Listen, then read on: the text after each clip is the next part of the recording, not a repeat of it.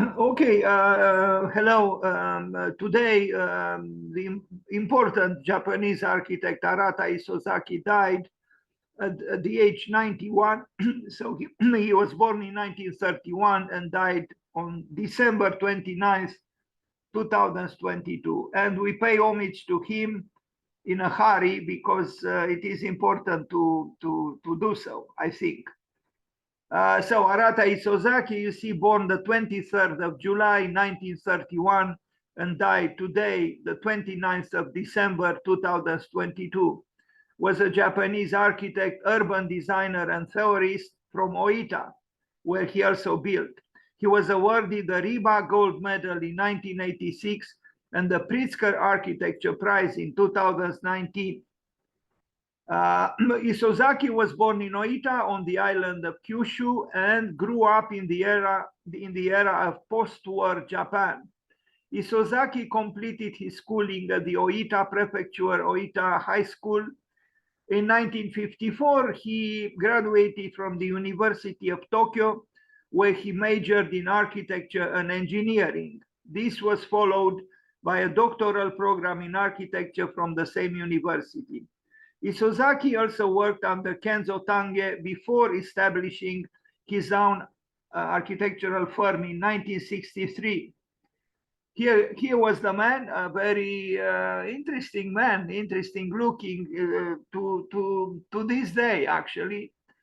And, you know, the magic of Japanese architecture is continues to be just that, magic or magical.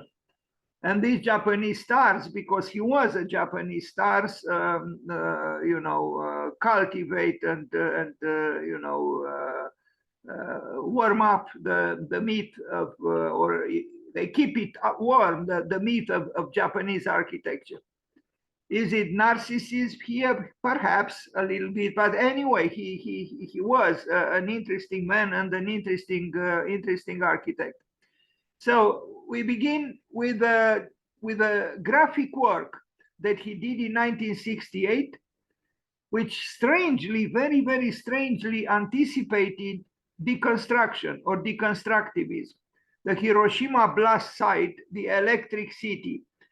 So he did it, you know, after a good number of years after the end of the war, and yet look what he imagined. If this would have been imagined during those years when deconstruction was the talk of the town, so to speak, would have been understandable. But he did it in 1968, so more than 20 years prior to the arrival of deconstruction. Of course, he suffered because of the terrible horror of the Second World War. And this is a meditation, an architectural meditation on the devastation of the bombing of Hiroshima and Nagasaki. But both structures that he drew, and they were not built, he just imagined them, he modeled them, he drew them, but they were important for his evolution as an architect.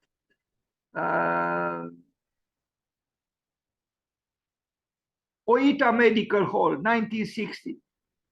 A very interesting work, brutalist, if you want to call it so, in apparent concrete. Here it is.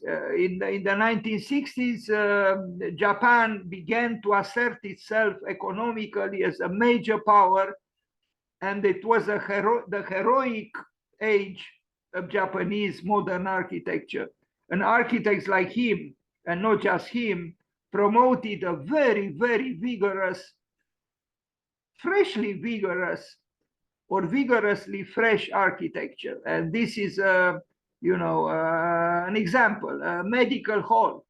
Why did he make it like this? Well, I think the explanation is simple. You need a heroic disposition to go to a doctor or to go to a medical you know, institution or to a hospital. I know because I had to do this just 1 month ago, and my God, I needed the power of this building by Arata Isozaki in order to you know, to go through the ordeal of a hernia surgery, which is considered not very, very, very dangerous. But I have to tell you, I wish I didn't have to do it. Anyway, an interesting building, Arata Isozaki, who lived until today 91 years. You can tell from the car that this was indeed in the 1960s, but the building has you know, the force of an art which refuses to become old, I think. Anyway, moving forward, Oita Prefectural Library from 1966, another excellent building which also expressed, you know, metabolist longings. Here it is. You know, I wish we would build again like this, but I wish we would replace concrete with something else, because concrete pollutes. But the building has a force which very few libraries today have. Yeah, and these, you know, these horizontal elements, I don't know how to call them. They are not beams. They are not really structural. They seem to suggest the growth and the unending growth of knowledge. And you know, he probably used them here and there, at least for you know, transporting or you know, for receiving installations, pipes, whatever. But the symbolic meaning is more important, and the openness. They seem to suggest that they could grow, that this building could develop, could grow, just like knowledge grows. Now, of course, the timid functionalists would protest, would say, "This, we don't need this nonsense. Let's cut it down. Let's remove this part. We don't need it. We don't need this. We don't need this. We don't need this. We don't need anything which makes the building actually interesting and engaging, and a possible source for you know, meditation, for thinking. In other words."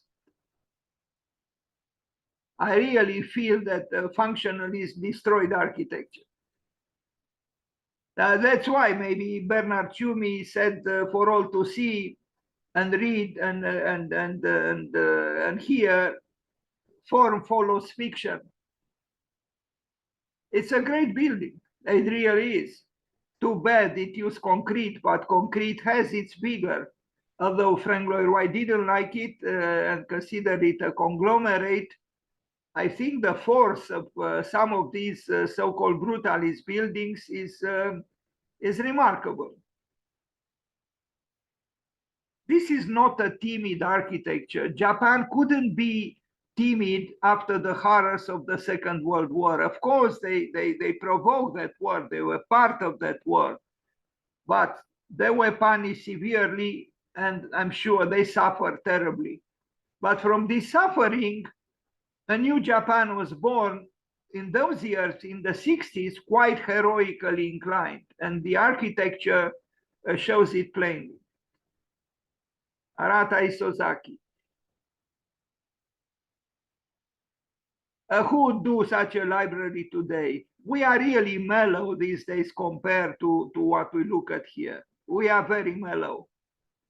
Yeah, sometimes we play with, I mean, even the library by Rem Koolhaas in Seattle is really, I would say, almost superficial compared to this work by Arata Isozaki. This is a smaller library, but it doesn't matter how small the building might be, although it's not very small, but compared to the building in Seattle by Rem Koolhaas, it is smaller. But in terms of architectural weight, so to speak, and maybe even symbolism, is heavier, is bigger, is more profound, perhaps. Anyway, sculptural work. And he had this disposition for sculpturalness, and good for him. sports facility in Japan, Fujimi Country Club. Well, you know, he received all kinds of commissions, and he changed. He changed all the time. You will be very surprised to see his latest works, which were done, you know, almost until now. He's an interesting architect who explored various ways of doing architecture. And as I said, I wrote an article about him where I mentioned the schizo-eclecticism that he himself mentioned in a lecture I attended in the Avery Hall at Columbia University in 1990 something, 1993, 1992, around that time. My God, at that time you were not even born. Of course, you could very well ask, how come a 17 years old teenager like you, sir, who has the nerve to talk now, was able to attend the conference in 1992 in New York City? It was, you know, in the fantastic realm of a novel by Mircea Eliade. This is interesting too, but different from because it was built later, and the heroic stance of the library in Oita and that medical center that he did in 1960 was you know, not forgotten, but became something else. A central library, another library, but 10 years later or so, and you can see the change. He became, of course, in 1973, 1974, Japan was already an established economic force, and you know, the riches of its economy began to show up. So, you know, the architecture lost some of that, you know, brutalist vigor, and you know, the curves showed up, as you can see here. It's a good building, of course, but it's so very different from the early Oita library that we saw. But he changed all the time. He was a very chameleonic architect. And this was both a quality and a problem, I would say. Anyway, these Japanese are miraculous in the field of architecture, as you know. Although, as it is known, not all architecture in Japan is magnificent. In fact, only exceptions, like everywhere else, actually. Okay, an art museum, Kitakyushu. Here again, you know, we see vigor, we see courage, we see strong geometry, we see, you know, a certain optimism in architectural expression, in doing new things, in you know, in Japan, in himself. You know, they experiment. They don't like the. I mean, I'm talking about the star architects of Japan, because you know, they have many architects, but those of them who obtained the Pritzker Prize, and there are quite a number of them, because Japan has the largest number of Pritzker laureates from any country in the world. Tsukuba Center building, this is a drawing, and I mean, it's a typical graphic work by Arata Isozaki, and I admire it because it shows his awareness that what goes up goes down. What is built becomes unbuilt, becomes a ruin in time. And it's not only a very, you know, pleasing artwork, but it makes you think. And you see that he is also, he's not just this optimistic, almost in a vulgar way, optimistic spirit. He's melancholy too, because he knows that this world one day will break down, that this corner of this cube at the top will break down, that here at the bottom we'll see the remnants of the structure of the building, which initially was built proudly and vehemently and so on, but in time, everything that goes up goes down. So good for him that he had this duality. It's good to have. Now here we see the influence of Michelangelo from Campidoglio in Rome. the design is clearly an homage to Michelangelo, and I'm sure he didn't have the illusion that this will not be noticed. It's not a plagiarism. It's in Japan, if you admire a master, you can copy the work of that master, and it's not considered plagiarism. It's considered a gesture of acknowledgement and affection.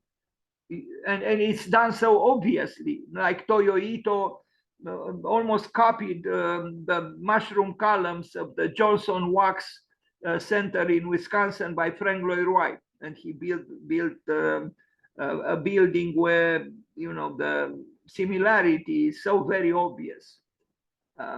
In this case, we see the design of El Campidoglio here in Japan by Arata Isozaki. Now, you could very well ask, what does Michelangelo have to do with Japan in the 70s or with this work by Isozaki? It's a historical, cultural quotation. Yeah, from one point of view, you could be a little bit bothered. I personally prefer that first library, the Oita library and the medical building he built in the 60s, but here there are insinuations already of the upcoming postmodernism. And even quotations could have their role sometimes. I'm not trying to excuse Isozaki. He himself said, I was influenced by Palladio, by Michelangelo, by many people. And but I think he was still able to negotiate between who he was and what he learned from others. And we are going to see his evolution, because we are going to see his latest work, which is very very influenced by certain trends of our time.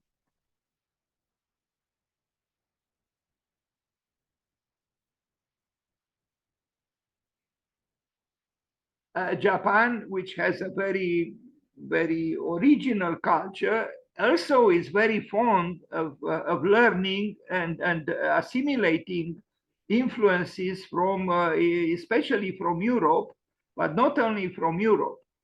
And so it's this duality of the Japanese spirit. On one hand, they are very personal, very original. On the other hand, they do learn a lot, and they do absorb influences coming from other cultures. Again, we see a meditation, on the fatality of anything humans build. So maybe it's also an influence of the shocks and sadness of the Second World War, which marked his life. Now, this is him, Arata Isozaki, in a restaurant after he had plenty of success. And across the table from him is another man after he had an incredible amount of success. Face to face, a Japanese and an European. The Japanese, Arata Isozaki, and the European, Rem Koolhaas, face to face in a restaurant. Look at them. Two architects. Bravo to them. I mean, bravo to them that, they debate, I imagine. You look at their faces, they are serious. Isozaki is inquisitive, and I think such examples should stimulate us, to try our best and arrive at a certain level and refuse to just do, an insignificant architecture, if an architecture at all. Now, unfortunately, he also contributed in the Walt Disney in France. Why did France need Walt Disney? It's beyond me. France now has the reputation of being a great country with a great culture. Well, of all countries in Europe, France was the first one to build a large Walt Disney resort, or how to call it, and I actually visited it. And look at this. I consider it very sad. Very sad. Sorry, Mr. Arata Isozaki, but if France was seduced by Walt Disney, here we have probably the commission was very generous, and so Arata Isozaki contributed. But you know, this perverse form of aesthetics where you try to bring the so-called joy of children to the adult world, you know, this infantilization of culture and the monumentalization of the infantilization of culture depresses me. Frank Gehry also contributed to this. I don't know. I mean, you know, it's a complex subject in itself. To what extent we can mimic joy, you know, this kind of joy, you know, where everybody is a little child, you know, enjoying pink colors and other colors, and, you know, enjoying Disney. This is Isozaki. I don't know if I don't show other buildings. There are other architects like Michael Graves and Frank Gehry and so on. Tea ceremony house from 1992. This is interesting because this is, I mean, I like it because it's in Japan. It's Japanese through and through, and it's the opposite of what we saw earlier. What we saw earlier was, you know, mimicking a joy which I'm not sure that Arata Isozaki truly had or has. And this is a serious work of architecture which connects itself to the culture of the country it belongs to. And, you know, it is a modern work, but you can see the relationship between itself and the Japanese past. The Museum of Art in Miami. He built also a Museum of Art in Miami in 2001. Very different, of course, from what he built in Japan. Here there are references probably to the art collection within the building, or maybe to the architecture of the Mesoamerica. Again, you know, it's a very surprising work when you reflect on the work you just saw, the tea ceremony pavilion and the works for Walt Disney in France. So now maybe you are beginning to understand why he himself used the word schizoeclecticism. Central Academy of Fine Arts in Beijing, in China. Again, a very different work from the previous ones. This man was experimenting in many ways. It's a good building. It is a good building. It makes me think a little bit of some other works that I have seen, but maybe it doesn't make you think so much of his own work. Convention Hall in Nara, Japan. This one is similar to the previous one. I guess he worked in, you know, like there are several chapters in his career where he built in, you know, in certain ways for a short period of time, and then he changed the style. If I am to use the word style, although I think a great architect doesn't work within a style, and some important architects even reject the word style. But he was an engaging, provocative even architect, an interesting architect. Modern Art Museum, Gunma. Here we see echoes of his earlier work in Japan, but without really that brutal force of the first two works that I showed. An architectural drawing by Arata Isozaki from 1986. I mean, I don't know if he worked himself on this drawing or someone in his office, but you know, it bears his name, so obviously he believed in this drawing and represented him. Museum of Contemporary Art in Los Angeles. Another typically Arata Isozaki rendering, abstract, and I like the abstractness of these renderings. And here is the building built. He didn't do the sculpture or the sculptural work, but he did the building behind it in Los Angeles.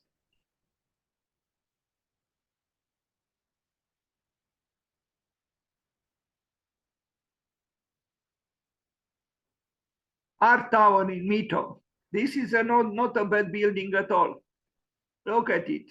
DNA in action, DNA through geometry.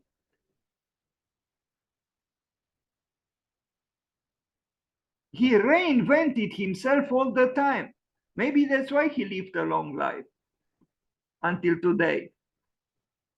Maybe even Constantin Brâncu should have liked this tower. It's different from the tower of the endless column, but somehow you could see some similarities, not so difficult. As opposed to Brâncu, I think Arata Isozaki here is playing also with the DNA structure and with the spiral. It has a different meaning philosophically or existentially than the endless column by Brâncu, but they are related, and perhaps it could be interesting to compare them and discuss them together.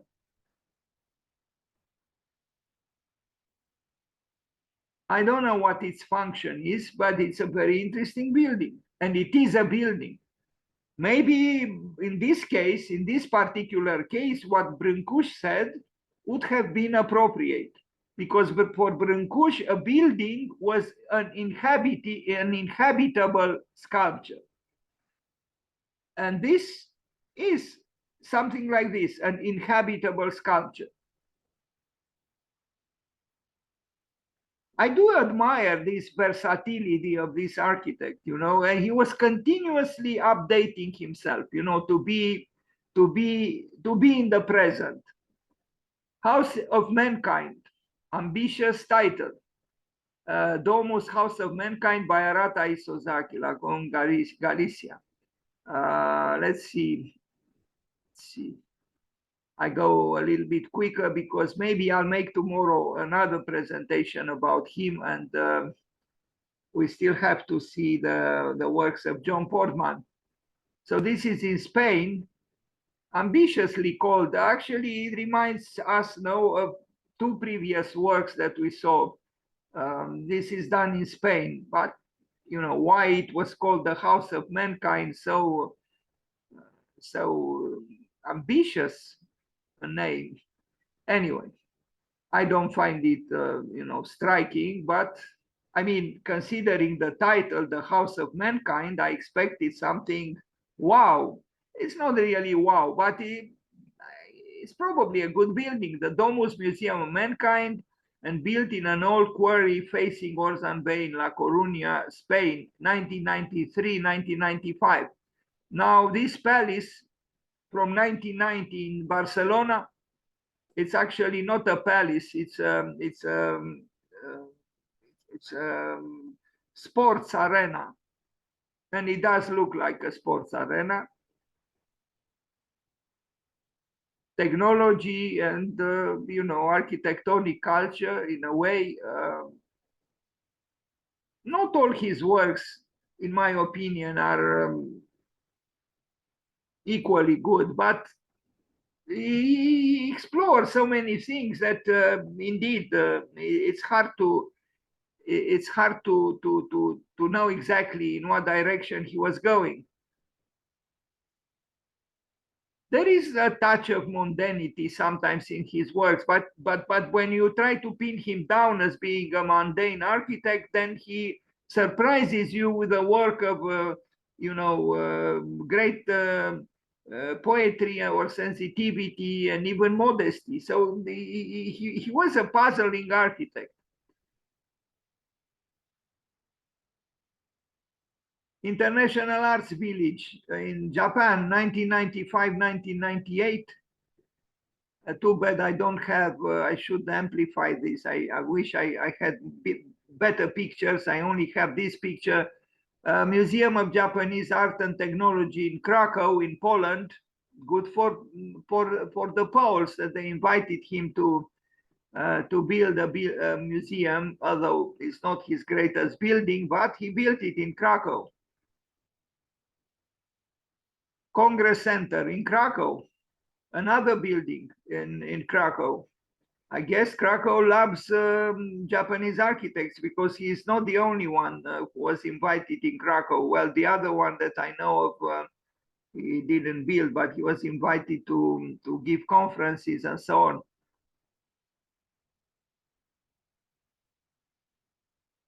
Yeah, some of his buildings are a little bit too fashionable for my taste. I still prefer his very early works that he built in Oita in the 60s. To me, there he was at his best because it was mostly himself there, without, an eye on what's the trend, what's the mainstream architecture, and so on. But now we are approaching the end of this presentation at the Shanghai Himalaya Center, work done in Japan, in China, and surprise, surprise, he is, acting out at 85 or so. Look at him, flirting with a cave and the cave-like architecture, which is happening these days. Other architects do it too. You can see this man is taking risks.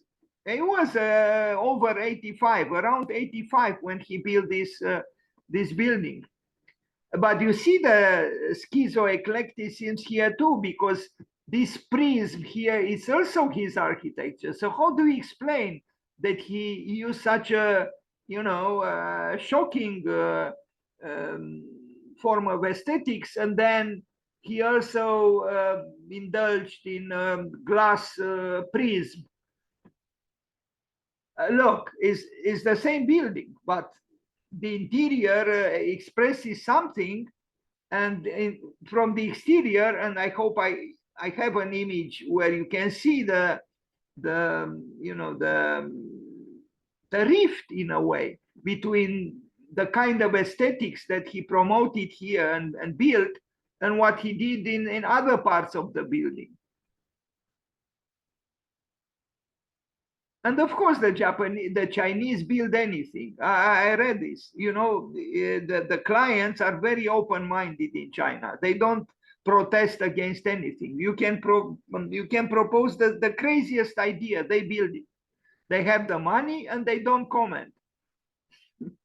It's the country which is strangely very open-minded to anything, absolutely anything. You look here.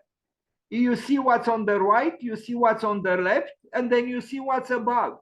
And the three parts don't seem to have anything in common with each other.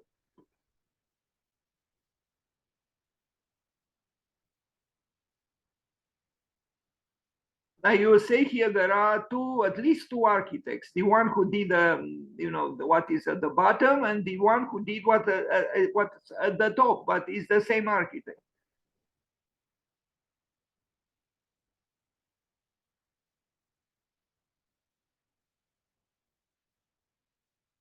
He received kind of late the Pritzker Prize, but he received it. Now, Festival Arc Nova, Arata, Isozaki, Anish Kapoor, the Indian sculptor who lives and works in Great Britain. They did this inflatable thing, which is spectacular and, perhaps technologically sound. Look at it. It's sensuous, perhaps too sensuous. It's almost obscene. And it functions. It functions very well. And it is surprising, yes, aesthetically. the same Arata Isozaki who designed all the buildings that we saw previously, with quotations from Palladio to Michelangelo, the Oita Library, the Oita Medical Center, and look at him, what he does. He did this not too long ago. Well, about, I don't know, 7, 8 years ago. And this is how the building looked like when it was not inflated. Incredible, no? I mean, this is the same thing. It's just that it's not inflated. Anyway.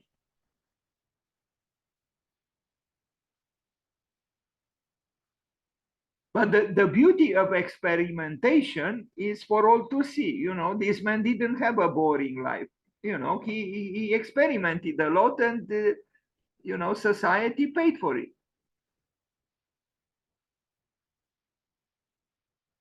Of course, he had a reputation, a good reputation. He was known, he was famous. So, whatever he proposed, other people built.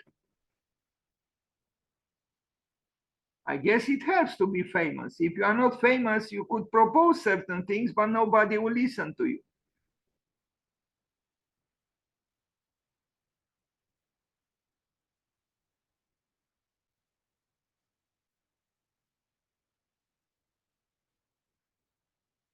Desert Pavilion. Now be again alerted, because you'll see a very different work this time. He built for an art collector in the desert in the United States several very small structures in concrete, like this one here, or this one. I guess the art collector had purchased a large piece of land and invited Isozaki to, create these small structures in concrete.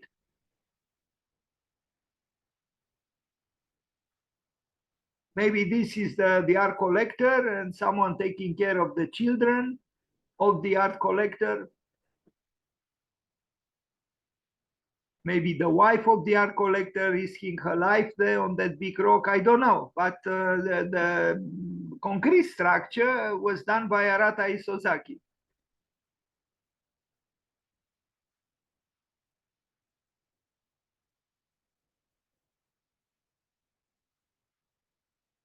The landscape, though, was not done by, nature. In all its mystery and majesty, had a different creator. Anyway, furniture design, because he designed furniture as well. Some alarming chairs like this one. Maybe a meditation on Charles Mackintosh. I'm not sure the curves of the back really fit the curvature of the back of a human being, but that's how he did it. It's probably not a very comfortable chair. The inspiration or the relationship with Charles Mackintosh is obvious.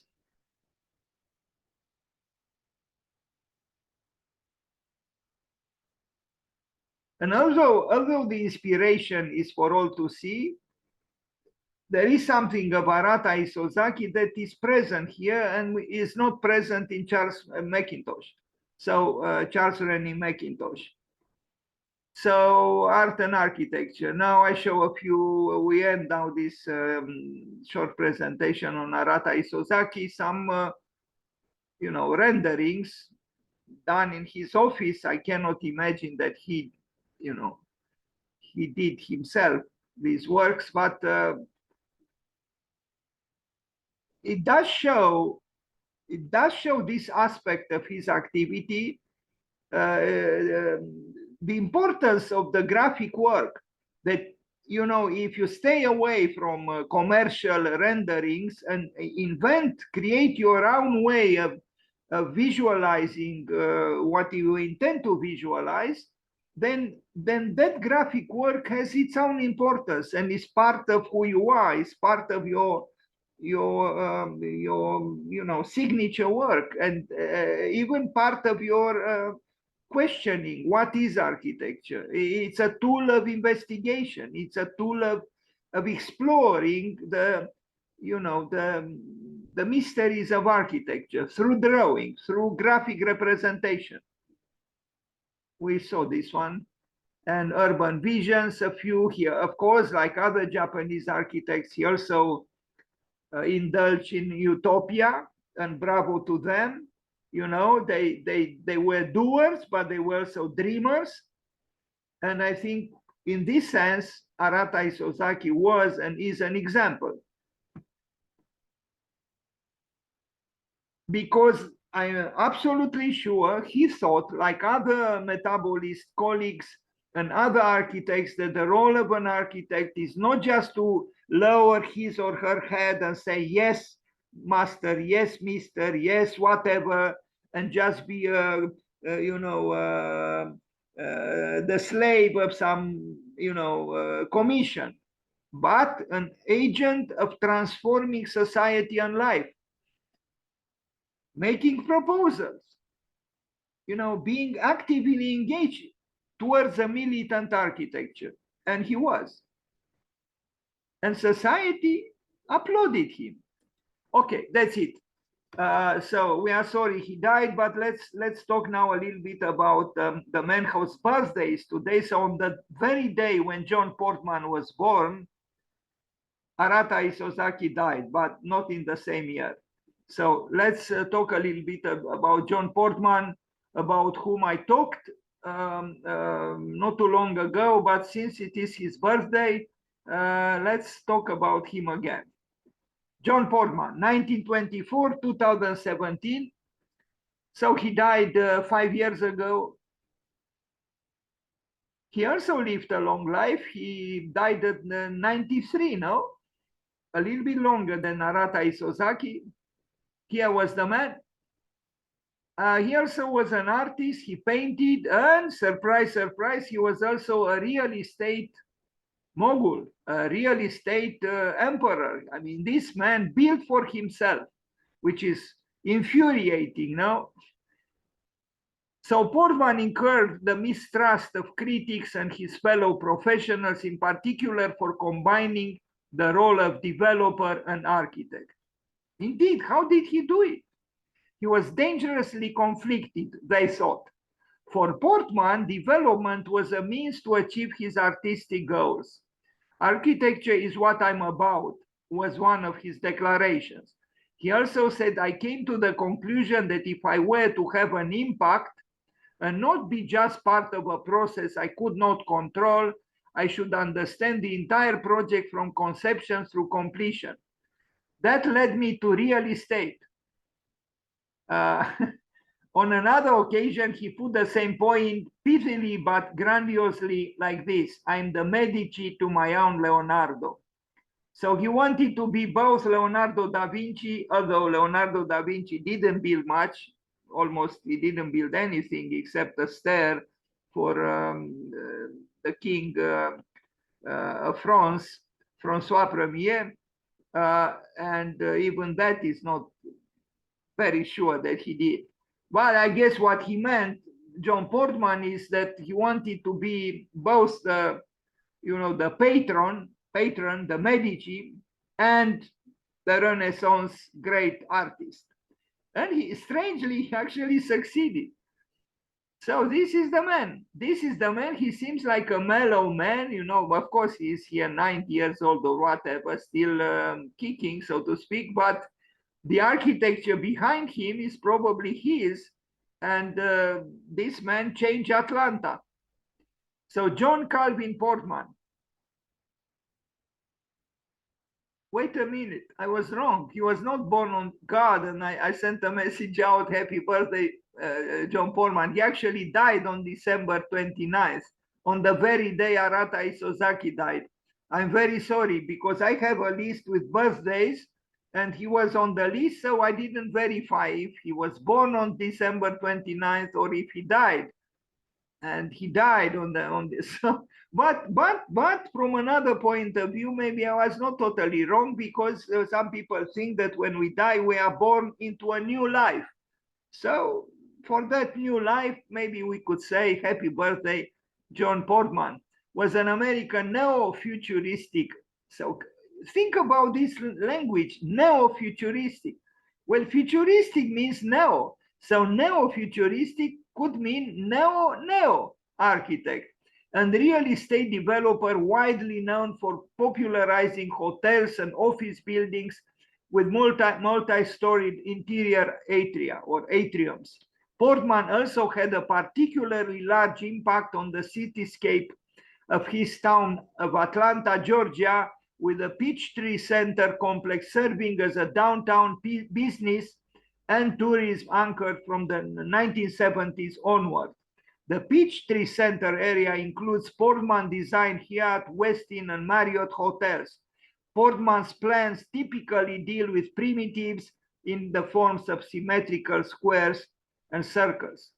Here he is. He looks like a happy man. I mean, why wouldn't he? All the buildings behind him were built by him. Incredible. And they're actually not bad buildings. I actually like this large group of buildings that he built for himself. It's really infuriating. It's actually unacceptable.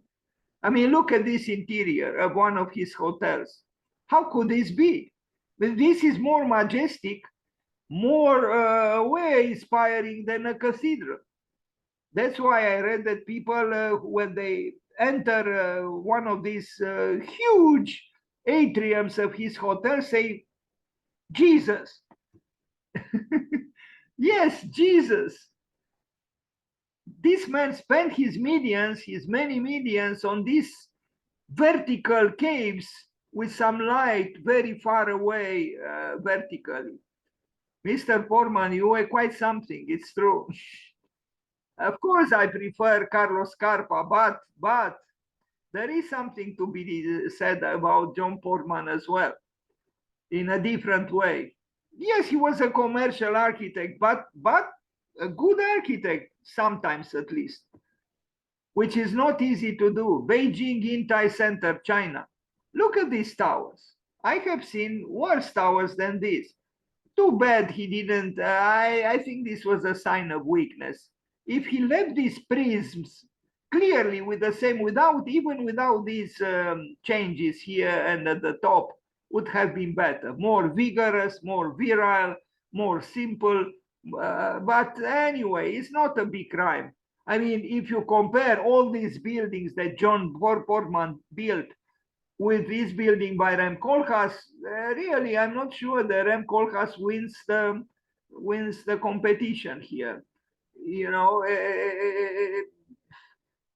he seems almost, you know, kind of forced, and it's something about this building by Rem Koolhaas, which, seen in the context of seeing these buildings by John Portman, doesn't make me think that it's a great accomplishment, this building. And some people think so too, other people. Anyway, again, they are financial buildings, they are commercial buildings, but I think he chose the correct, he didn't try to, you know, create something very extravagant. They are buildings, you know, built for certain functions, and I think in a certain sense they are sincere. Personally, I think he went a little bit too far away trying to please here at the top in this way. I know that the top of buildings should have should be different somehow, but maybe not for this kind of architecture. I don't know. That's what he did, but they are not so bad. Here he is. Hello, Mr. Portman. Maybe he was a nice man. It would have been nice to have a friend like John Portman. No? Get a job with John Portman and play chess with him. Maybe he would have given you, when you had to borrow some money, you know, a good amount of money to his friend. I am fantasizing. Don't listen to me. Architecture is not about things. It is about people and life. John Portman said to the dean of the Graduate School of Design at Harvard, Mustafa Vika, who is from Iran, in a wide-ranging interview that starts off the provocative book, Portman's America and Other Speculations. Portman's words are not notable in themselves. They are the kind of cliched line almost every architect has uttered at one time or another. What makes them striking, though, is how passionately Portman believed in them. Marriott Marquis Hotel, Times Square in New York City. This is the model. This is the building with its vertical vortex. Maybe less spectacular than what he did in Atlanta, but still.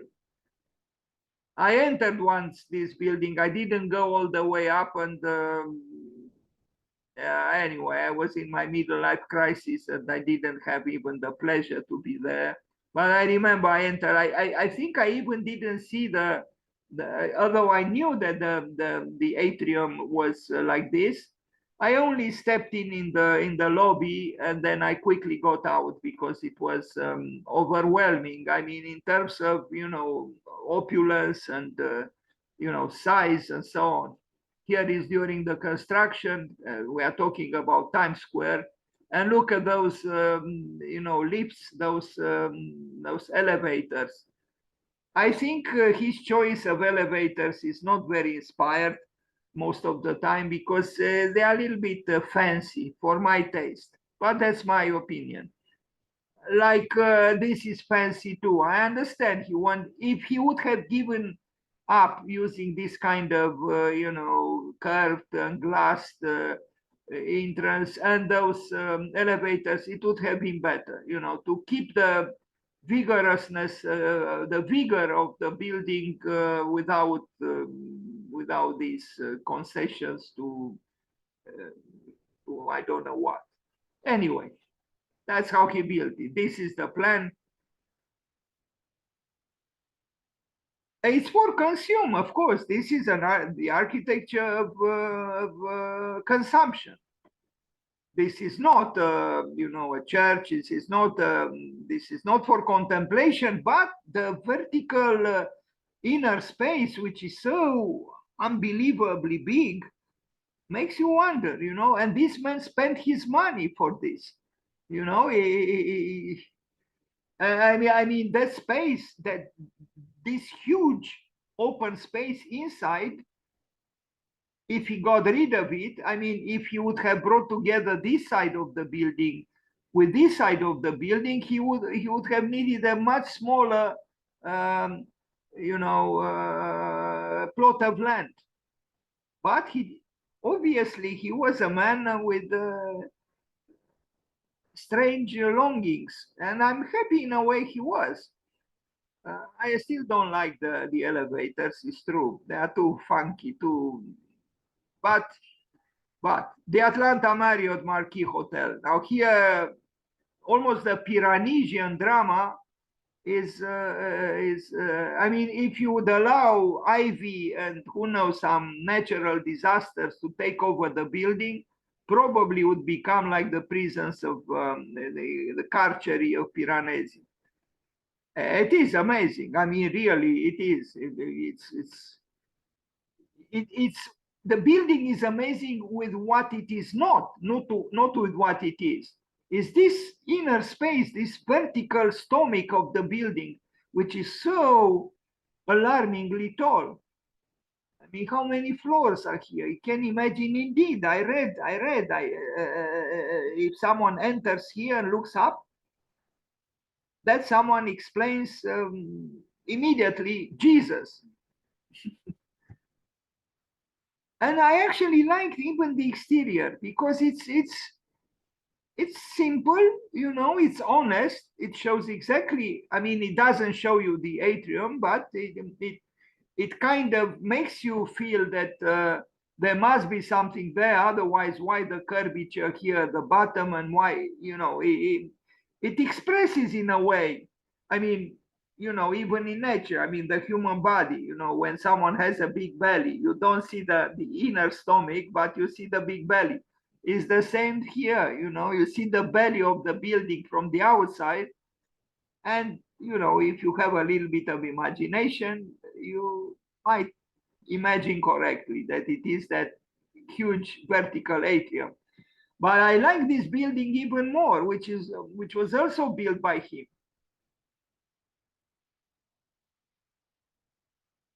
It might be that even the sculptures were by him. I don't know. I don't know his artworks, but anything is possible with John Portman.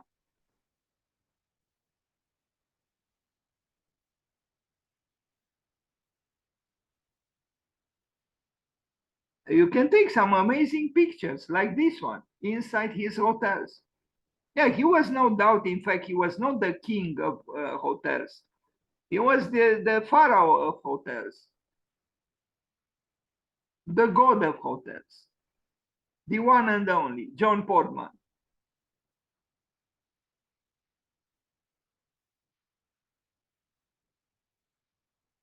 He probably had an incredible pleasure now in building these things. He was certainly not a small dreamer, no. This man thought big and acted big and lived a long life and transformed Atlanta. A man transformed a city, a big city, with his big buildings. Of course, architects hated him. It's only normal. I mean, an architect goes through so many humiliations to get a little job, you know. And this man was building these, you know, bigger than pyramids buildings for himself. Another building in Atlanta, John Portman.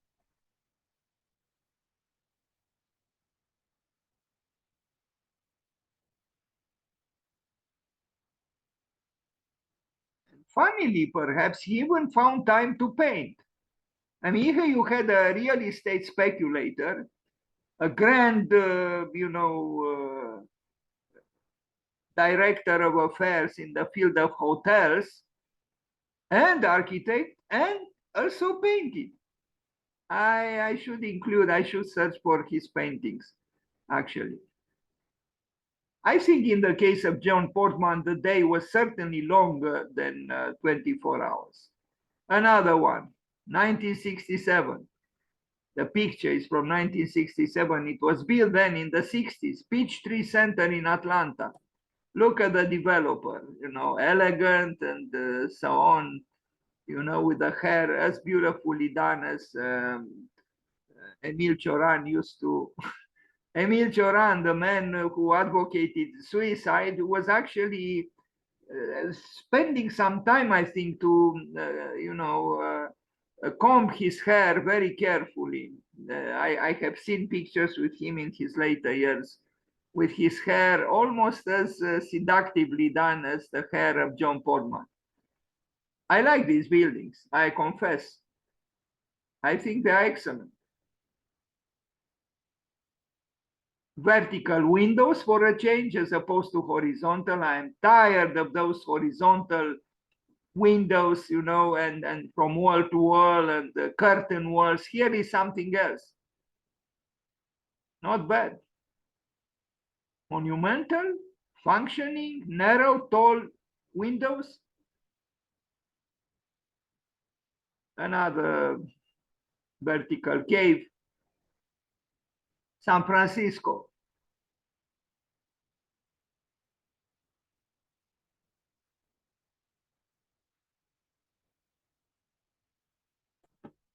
He makes a mistake from time to time. Again, I would get rid of this if you allow me to express what I would have done in his place. And of course, never I would have been in his place because because of many reasons. But I don't know why he needed this bonanza here.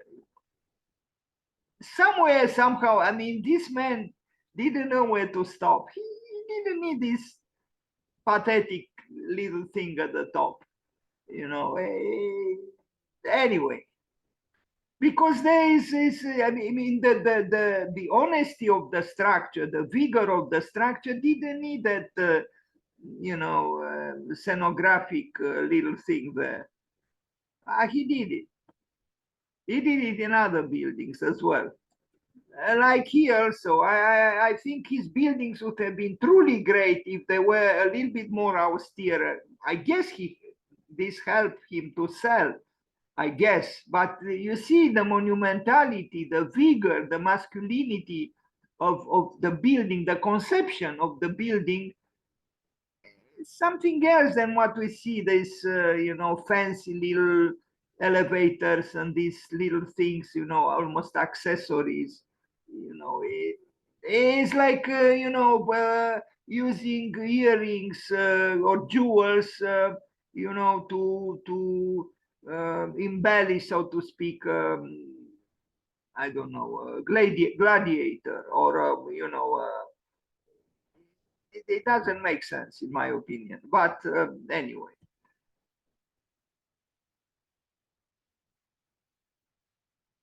the man really had vigor in his architecture. A happy couple there, contemplating the big vertical hiatus. After they both whispered, Jesus. Ah, these Americans, I'm tired of their glorious successes. Disneyland for adults, John Portman's dizzying interior legacy. Someone described his architecture in this way. Atlanta is the future, at least makers of films and TV series think so, especially those who create visions of times to come. In The Hunger Games, The Walking Dead, and Divergent, the city appears unnamed as the setting for omnipotent rulers and dark deeds. Sometimes you see its towers, sometimes soaring, swirling atria of unreadable scale. They tend to convey megalomania, dystopia, and disorientation. This cinematic Atlanta was shaped by one man in particular, the architect developer John Portman, who until he died last year, well, this was written in 2018, spent almost all his 93 years in the city. The hotels, malls, and offices that from the early 60s started to define the downtown, the Merchandise Mart, the Hyatt Regency Hotel, the Peachtree Center, the Marriott Marquis are his work. These were not just profitable commercial ventures. Portman ended up with a personal wealth of hundreds of millions of dollars, but in his eyes, works of art. Urbanists that forgot the urban. John Portman's legacy in Detroit. In my opinion, what he did in Detroit is not glorious at all. The Renaissance Center, sorry for the misspelling of the word Renaissance. It's sad that he built this, really. Detroit has huge problems and had for some time and didn't need this so-called Renaissance Center, which as long as John Portman used the power of a wall where the glass was not predominant, was fine. But here he used a lot of glass, and in my opinion, he became too commercial and too predictable. The plans have some interesting things, because he's not afraid to use circles and rotations at 45 degrees or even insinuate an octagon. But it's commerce. It's commerce. It's. I don't know what these people are doing here, but I'm happy I see them because I see some life. The buildings, to me, they don't convey life. They just convey, grandiosity, megalomania. And the diagrams, you would say this is an airport. It's not an airport, it's the Renaissance Center. Side plan, but the artist in him was not happy to just have rectangularity. He used octagons, he used rotated squares, he used circles, and it works since he built for himself. So there was no one there to say we cannot do this because he was the one with the right to say we can do this or we cannot do this. huge things, depressingly huge in a city with equally huge problems. A depressing, decaying town, city, Detroit city.